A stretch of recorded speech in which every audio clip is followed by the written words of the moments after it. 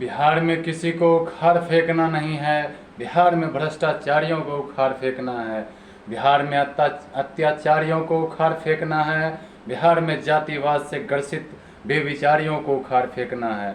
बिहार को लूटने में एक एक करके बिहार में जन्मे सत्ता के लालची जो चुनाव के समय में वादा करके भूल जाते हैं कि हमने जनता से क्या वादा किया है। यदि जनता इसकी आवाज़ उठाती है तो उसे काल कोठरी में बंद करके देशद्रोह का मुकदमा में फंसाकर अंदर जेल भेज देती है। नहीं चाहिए मुझे ऐसी सरकार और नहीं चाहिए मुझे ऐसे नेता जो बिहार में इस समय राष्ट्रपति शासन लगनी चाहिए।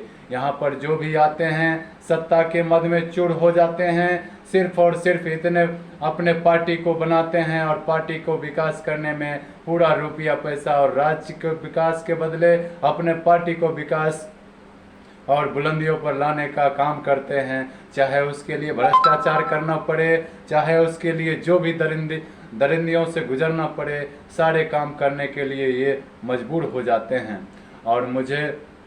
और जिस जनता की इन भ्रष्टाचारियों के चक्कर में पूरा बिहार की जो बुनियादी ज़रूरत की चीज़ें होती है, जनता उससे परे रह जाते हैं और जनता की बात जनता तक ही रह जाती है और अपना राजनीतिक पार्टियां आती है, वोट लेती है और अब चली जाती है और अपना काम करते हैं। फिर 5 साल के बाद वही खेल खेलते हैं। जनताओं को सिर्फ आशाएं दिलासाएं देकर भटकाने का काम करके उनको इतना मजबूर कर देते हैं कि वो भटकते रहते हैं। भगवान भरोसे यदि अपने पैर पर कहीं खड़ा भी हो जाते हैं, यदि सच के साथ मजबूती के साथ यदि भ्रष्टाचारियों के खिलाफ आवाज़ उठाते हैं तो 77 गो केस उनके ऊपर करके जेल में भेज दिया जाता है। और नहीं चाहिए हमें ऐसी अंग्रेजी हुकूमत जो हमें सिर्फ जेल कानून के नाम से डराने का काम करती है।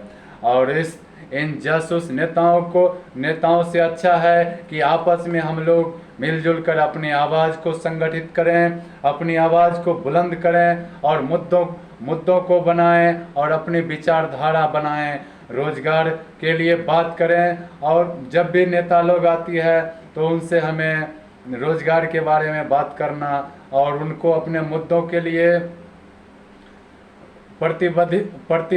प्रतिबद्ध करना और मुद्दाओं और समस्याओं पर अडिग रहें। और हम लोगों का काम आसानी से होगी, ना कि तलवे चाटने से होगी और ना ही किसी पार्टी के पीछे झंडा लेकर भौंकने से होगा।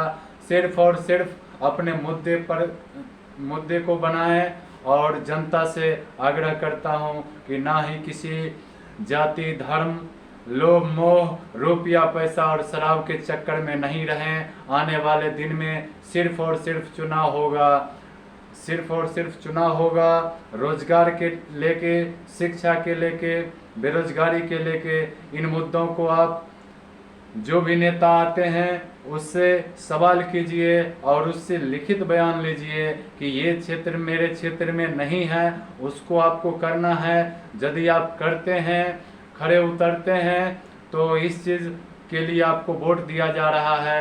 यदि आप नहीं करते हैं तो बीच में फिर हम सभी जनता मिलकर आपकी सरकार और आपकी गद्दी से उतारने का काम करेंगे। जय हिंद, जय भारत।